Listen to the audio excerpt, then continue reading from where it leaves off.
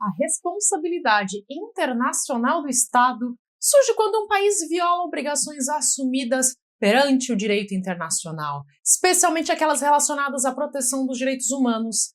Quando se estuda esse tema, percebe-se que os Estados não respondem apenas internamente por seus atos. Eles também podem ser responsabilizados perante organismos e tribunais internacionais caso desrespeitem compromissos assumidos em tratados internacionais. Nesse vídeo eu vou explicar como funciona a responsabilidade internacional do Estado em matéria de direitos humanos, quais situações podem gerar responsabilização, como ocorrem as reparações e de que forma acontece o cumprimento das decisões internacionais. Você vai perceber que o tema possui forte relação com proteção da dignidade humana, fiscalização internacional e limitação do poder estatal. Eu sou Cíntia Brunelli e eu te convido a se inscrever no canal, porque esse ano eu quero muito chegar a 1 milhão de inscritos e a sua inscrição pode me ajudar a transformar essa meta em realidade. Durante muito tempo predominou a ideia de soberania absoluta dos estados. Cada país era visto como praticamente livre para tratar seus assuntos internos, sem interferência externa. Com o fortalecimento do direito internacional dos direitos humanos, essa visão começou a mudar. A comunidade internacional passou a entender que certas violações graves da dignidade humana não poderiam ficar completamente protegidas pelo argumento da soberania estatal. Assim, os estados passaram a assumir compromissos internacionais relacionados à proteção dos direitos fundamentais. Quando esses compromissos são descumpridos, pode surgir responsabilidade internacional. Em matéria de direitos humanos, a responsabilidade internacional do Estado normalmente decorre da violação de tratados internacionais ou de normas internacionais protetivas da dignidade humana. Por exemplo, imagine um determinado país praticando tortura contra presos políticos, realizando execuções arbitrárias ou perseguindo grupos étnicos. Essas condutas podem gerar responsabilização internacional. Entretanto, a responsabilidade internacional não depende apenas de ações diretas do Estado. Ela também pode surgir por omissões estatais. Por exemplo, imagine Tícia sofrendo ameaças graves de morte durante anos, denunciando a situação às autoridades e não recebendo qualquer proteção mínima do poder público. Se posteriormente ocorrer violência grave, pode existir discussão sobre responsabilidade estatal por omissão. Isso acontece porque os estados possuem deveres internacionais de proteção dos direitos humanos. Não basta apenas evitar abusos praticados diretamente pelos agentes públicos. Em muitos casos, o Estado também deve prevenir, investigar e punir violações praticadas por terceiros. Outro ponto importante é perceber que a responsabilidade internacional normalmente recai sobre o Estado como entidade jurídica internacional. Isso significa que o país responde internacionalmente, mesmo quando a violação foi praticada por agentes públicos específicos. Por exemplo, se policiais praticam tortura durante uma investigação criminal, a responsabilidade internacional pode atingir o próprio Estado. O mesmo ocorre quando autoridades judiciais, legislativas ou administrativas violam obrigações internacionais de direitos humanos. Na prática, atos de diferentes órgãos públicos podem gerar responsabilidade internacional do país. Também é importante perceber que a responsabilidade internacional não exige necessariamente a intenção deliberada de violar direitos humanos. Muitas vezes basta a existência de conduta incompatível com os compromissos internacionais assumidos pelo Estado. Outro aspecto relevante envolve a necessidade de vínculo entre a violação e a atuação estatal. Por exemplo, imagine Mévio sendo vítima de violência praticada exclusivamente por particulares. Em princípio, isso não gera automaticamente responsabilidade internacional do Estado. Entretanto, se houver omissão grave das autoridades, ausência completa de investigação ou falha sistemática de proteção, a situação pode passar a envolver responsabilidade estatal. A responsabilidade internacional dos Estados costuma ser analisada por organismos e tribunais internacionais. No sistema interamericano, por exemplo, a Comissão Interamericana de Direitos Humanos e a Corte Interamericana desempenham um papel importante nesse processo. Em âmbito global, também existem mecanismos vinculados à Organização das Nações Unidas, responsáveis por monitoramento e fiscalização. Quando uma denúncia internacional é apresentada, os órgãos competentes analisam se ocorreu violação de direitos protegidos por tratados internacionais. Esse procedimento pode envolver produção de provas, análise de documentos, depoimentos e manifestações do Estado acusado. Outro ponto importante é que normalmente se exige uma tentativa prévia de solução interna do problema. Isso significa que, em regra, a vítima deve buscar proteção dentro do próprio sistema jurídico nacional antes de recorrer aos mecanismos internacionais. Esse requisito é conhecido como esgotamento dos recursos internos. Entretanto, existem exceções importantes. Por exemplo, quando os recursos internos são excessivamente demorados, ineficazes ou inexistentes, o sistema internacional pode admitir atuação mais direta. Imagine uma situação em que um indivíduo sofre desaparecimento forçado durante regime autoritário e as autoridades nacionais simplesmente recusam qualquer investigação séria. Nesse cenário, pode existir flexibilização do requisito de esgotamento interno. Uma vez reconhecida a violação internacional, surge a questão da reparação. A reparação busca compensar, corrigir ou minimizar os danos causados pela violação dos direitos humanos. Existem diferentes formas de reparação internacional. Uma delas é a reparação financeira. Nesse caso, o Estado pode ser condenado ao pagamento de indenizações às vítimas ou seus familiares. Por exemplo, imagine alguém sofrendo prisão arbitrária seguida de tortura praticada por agentes estatais. O Tribunal Internacional pode determinar o pagamento de indenização pelos danos materiais e morais sofridos. Entretanto, a reparação internacional não se limita ao aspecto financeiro. Muitas vezes, os organismos internacionais determinam medidas institucionais e simbólicas. Por exemplo, o Estado pode ser obrigado a investigar os fatos, identificar responsáveis e promover responsabilização criminal ou administrativa. Também podem surgir determinações relacionadas à alteração de leis internas, incompatíveis com os tratados internacionais. Imagine uma legislação nacional que permita práticas discriminatórias ou restringe garantias fundamentais protegidas internacionalmente. O Tribunal Internacional pode exigir modificação normativa. Outro tipo importante de reparação envolve medidas de satisfação. Essas medidas procuram reconhecer oficialmente a violação e restaurar parcialmente a dignidade das vítimas. Por exemplo, o Estado pode ser obrigado a realizar pedido público de desculpas, reconhecer responsabilidade internacional ou preservar memória histórica relacionada às violações ocorridas. Em casos envolvendo regimes autoritários, desaparecimentos forçados ou massacres, essas medidas possuem forte importância simbólica e social. Também existem medidas voltadas à não repetição das violações. Nesse caso, busca-se impedir que os mesmos problemas continuem ocorrendo futuramente. Por exemplo, tribunais internacionais podem determinar treinamento de agentes públicos, reformas institucionais, fortalecimento de mecanismos de fiscalização ou mudanças em políticas estatais. Imagine um país condenado repetidamente por violência policial excessiva.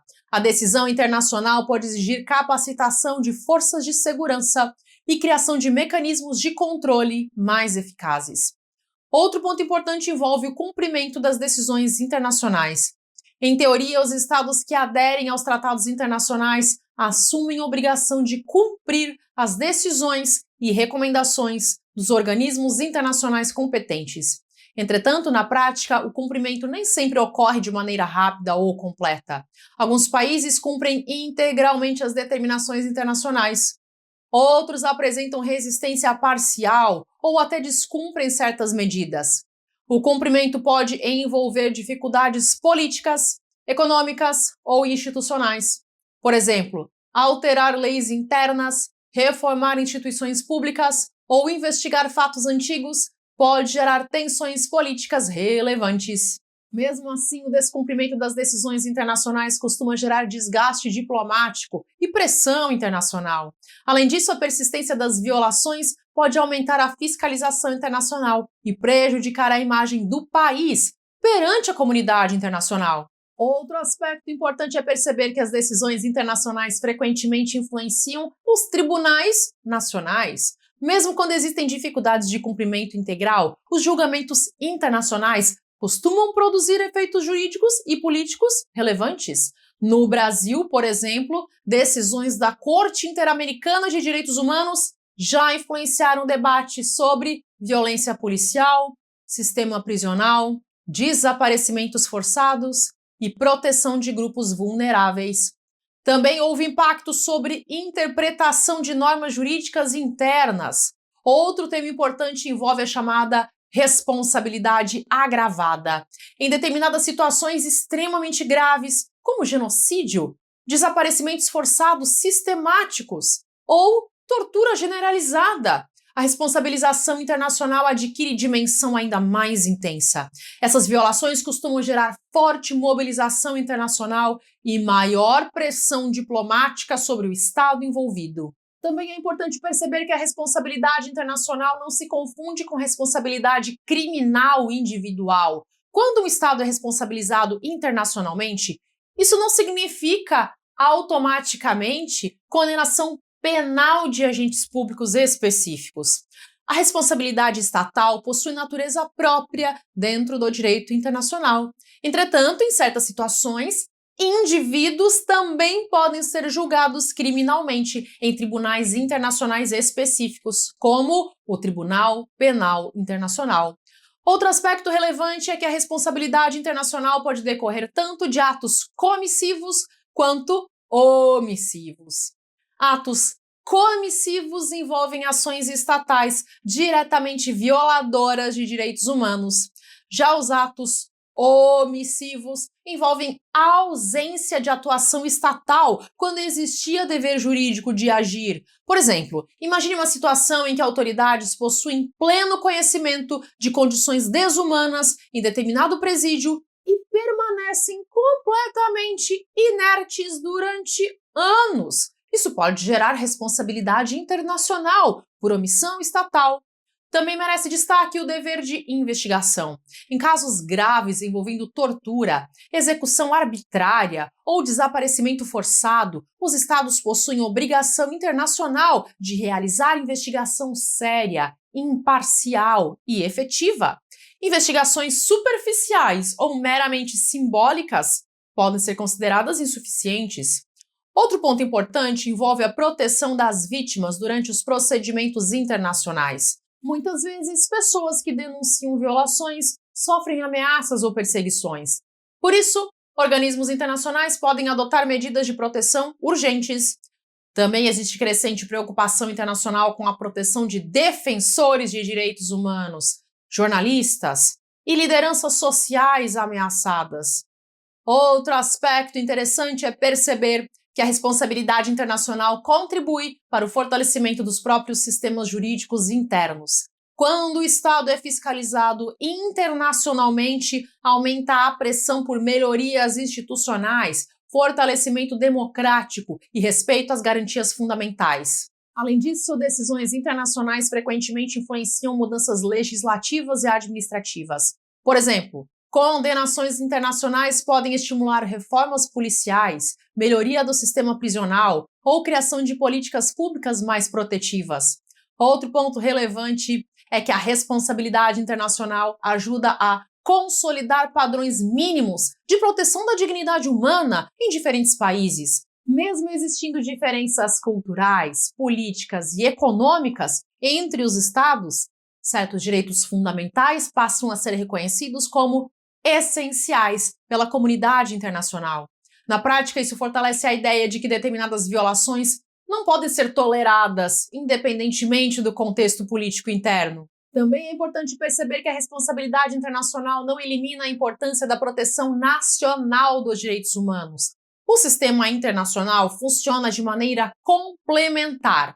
A principal responsabilidade pela proteção da dignidade humana continua sendo do próprio Estado. Os mecanismos internacionais entram em cena especialmente quando os sistemas internos falham, se mostram insuficientes ou permanecem omissos diante das violações. Se você chegou até aqui, deixe seu comentário com a frase: conhecer o direito muda vidas. Conhecer o direito muda vidas. Eu quero aproveitar esses últimos minutos para conversar diretamente com você. Se você assistiu esse vídeo até aqui, existe uma grande chance de que você seja uma pessoa que realmente deseja crescer, aprender e construir um futuro melhor. A maioria das pessoas fala sobre seus objetivos, mas poucas pessoas reservam um tempo para estudar, para aprender, para crescer de verdade. Você está aqui agora investindo seu tempo para fazer algo de construtivo. Isso já diz muito sobre quem você é.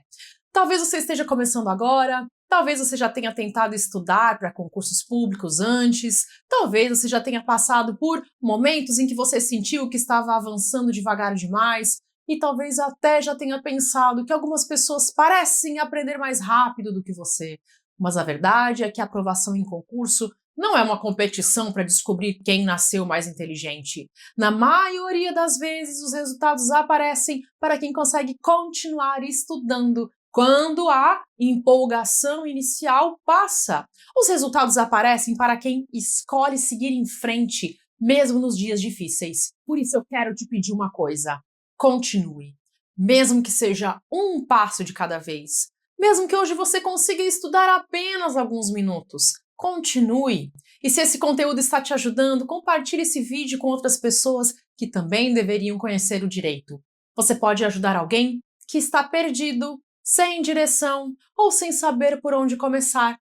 E falando em começar, eu quero te apresentar aqui o meu novo material que eu preparei justamente para ajudar quem está nessa situação. Ao longo de mais de 10 anos ensinando o direito aqui no YouTube, eu já publiquei mais de 1000 vídeos gratuitos. E somando todas essas aulas, já são mais de 50 milhões de visualizações. E nesse período todo, eu percebi que muitos estudantes enfrentam exatamente o mesmo problema. Eles querem estudar para concursos, mas não conseguem entender muito bem as matérias jurídicas. Muitos nunca tinham estudado direito antes. E outros até já tinham tentado, mas sentiam que tudo parecia complicado demais. E foi pensando nessas pessoas que eu criei o Direito Básico para Concursos, que é o meu novo material. É um box com 7 e-books, 7 livros digitais, que reúne as 15 matérias jurídicas mais importantes para concursos públicos. Em cada matéria eu selecionei os temas que mais aparecem nas provas. O objetivo não foi criar um material enorme para impressionar só pelo tamanho. Não, o objetivo foi criar um material útil para quem precisa construir uma base. Eu escrevi tudo utilizando uma linguagem simples, leve e fácil de acompanhar. Ao longo dos capítulos você encontra diversos exemplos que ajudam a compreender situações que costumam gerar dúvidas nos estudos. Esse material foi criado para quem está começando do zero e também foi criado para quem já está estudando, mas ainda sente dificuldade em entender os conceitos jurídicos. Quando a base fica mais forte, todo o restante começa a fazer mais sentido. As aulas, as apostilas, as questões e até a leitura das leis passam a ficar mais fáceis. Além desses 7 e-books, você também recebe um bônus, que é o curso Aprovação Acelerada. Nesse bônus eu compartilho 7 aulas com os principais pontos que todo concurseiro precisa conhecer para evoluir mais rápido.